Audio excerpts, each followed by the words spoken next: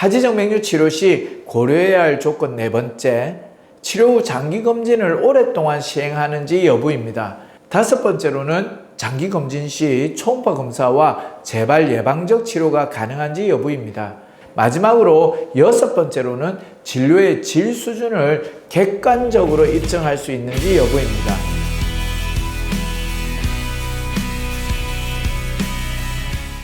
안녕하세요. 26년 경력의 흉부외과 전문의 김병준 원장입니다. 어느 질환이든 치료의 왕도라는 것은 선뜻 내세우기 어려운 법입니다. 많은 치료 사례와 연구를 통해 다양한 임상 사례들이 누적될수록 새로운 논리가 탄생하기도 하고 기존에 있던 논리가 사라지기도 하기 때문입니다.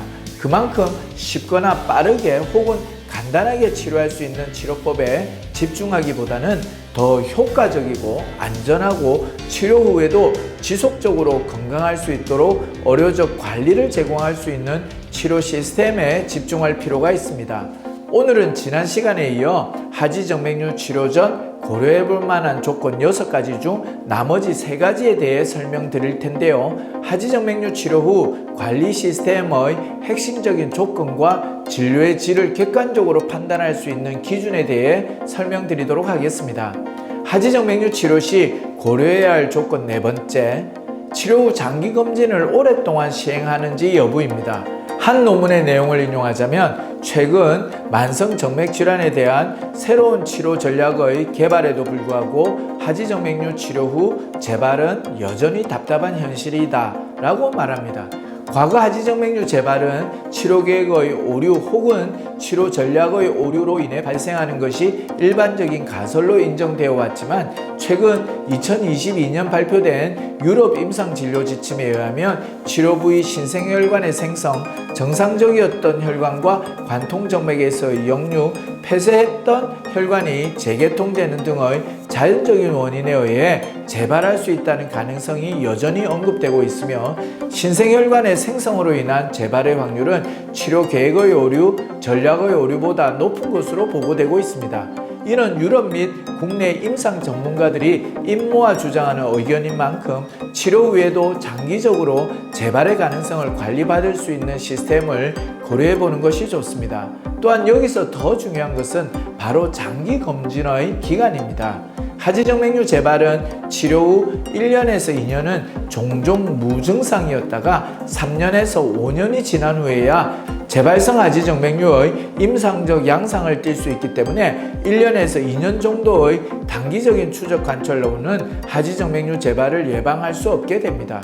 따라서 최소 3년 이상으로 시작해 가능한 오랜 기간 동안 치료 후 삶의 질 보장을 받을 수 있는 장기검진 시스템의 기간을 고려해 보시는 것이 매우 중요합니다.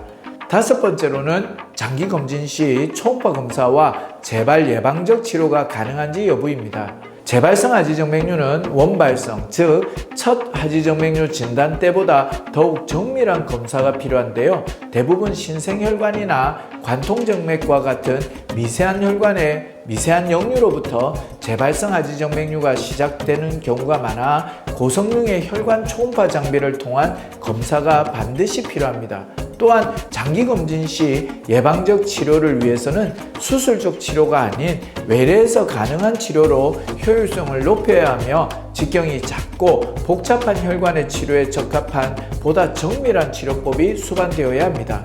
이러한 장기검진 시 예방적 치료로 적합한 치료법으로는 초음파 유도화 혈관 경화요법이 대표적입니다. 특별한 마취가 필요하지 않아 외래에서 시행 가능하고 혈관 직경에 따라 미세하게 약물의 양과 농도를 조절할 수 있어 미세한 혈관에 대한 정밀한 치료에 효과적입니다.